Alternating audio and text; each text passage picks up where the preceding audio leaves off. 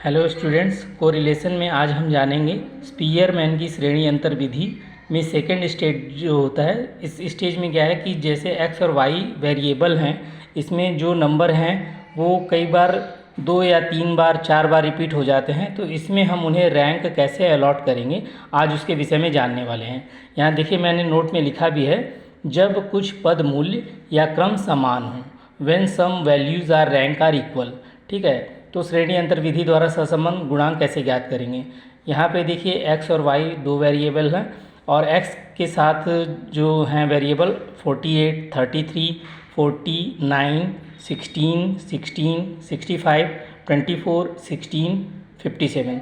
तो एक्स वाली सीरीज़ में आप देख रहे हैं कि जो 16 नंबर है वो 3 बार रिपीट हुआ है। उसी के सापेक्ष वाई वाले सीरीज़ में आप देखिए 13, 24, 6, 15, 4, 20, 9, 6 और 19। तो वाई वाले सीरीज़ में भी आप देख सकते हैं जैसा कि 13 दो बार रिपीट हुआ है। उसके अलावा 6 और 6 ये नंबर है, ये नंबर भी 2 बार रिपीट हुआ है।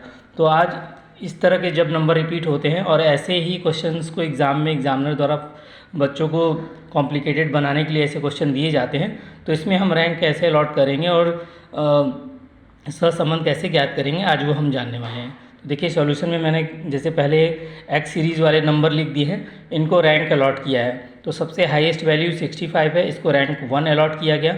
उसके बाद 57 हाईएस्ट वैल्यू है, इसको 2 अलॉट किया गया रैंक। उसके बाद 48 को 3 अलॉट किया गया, 40 को 4 रैंक अलॉट किया गया, 33 को 5 अलॉट किया गया।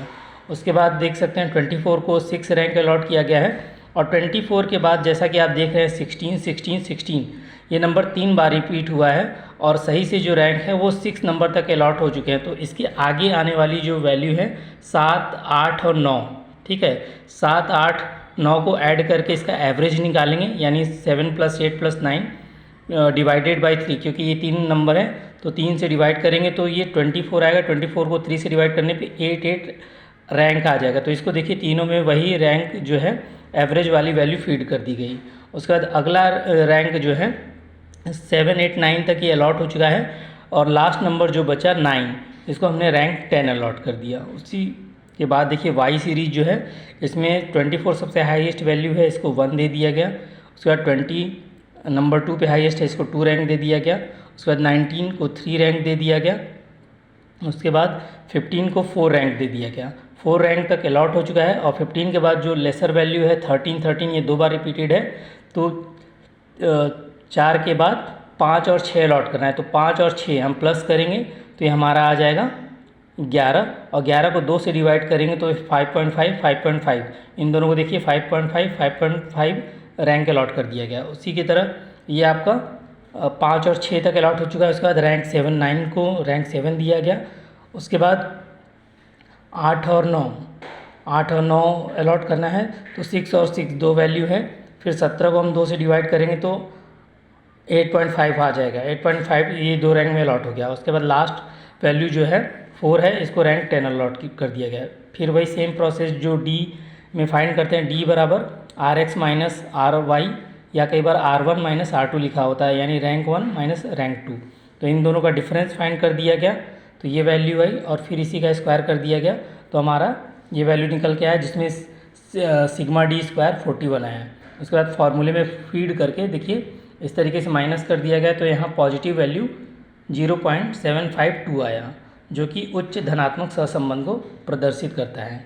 कई बार हो सकता है कि ठाकुर पब्लिकेशन में आपको इस क्वेश्चन को और शुद्धता की वैल्यू से निकालने के लिए ये वाला फार्मूला दिया हो, तो आप कंफ्यूज नहीं होंगे। ठीक है, इसमें देखिए 1 - 6 ब्रैकेट में sigma D square upon 1/12 m³ - m, फिर 1/12 m³ - m, और फिर प्लस 1/12 m³ - m। ये और ज़्यादा सीरीज तक एक्सटेंड हो सकता है जितनी बार वैल्यू रिपीट हुई हो। तो इस सीरीज में जैसा कि हम देख सकते हैं 3 बार एक्स वाले सीरीज में 1 बार रिपीट हुई है वैल्यू, और वाई वाले सीरीज में 2 बार रिपीट हुई है। तो टोटल 3 बार वैल्यू रिपीट हुई है। तो इसीलिए m3 - m वाला जो वैल्यू किया गया है ये 3 बार किया गया है। अगर ये 4-5 बार होता तो हम इसको और एक्सटेंड कर देते। तो इस तरीके से वैल्यू को निकाला गया। इस तरीके से फार्मूले में फीड करके हमने यहाँ जो वैल्यू निकाली प्लस में 0.733 आया है। ये भी उच्च धनात्मक सहसंबंध को प्रदर्शित करता है।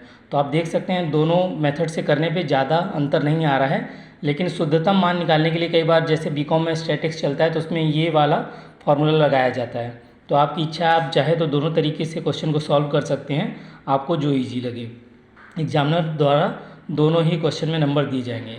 और श्रेणी अंतर विधि से सहसंबंध ज्ञात करने के लिए देखिए मैंने यहाँ एक क्वेश्चन दिया हुआ है, इसको भी आप दोनों ही विधि से करेंगे और देखेंगे कि माइनर सा डिफरेंस आएगा।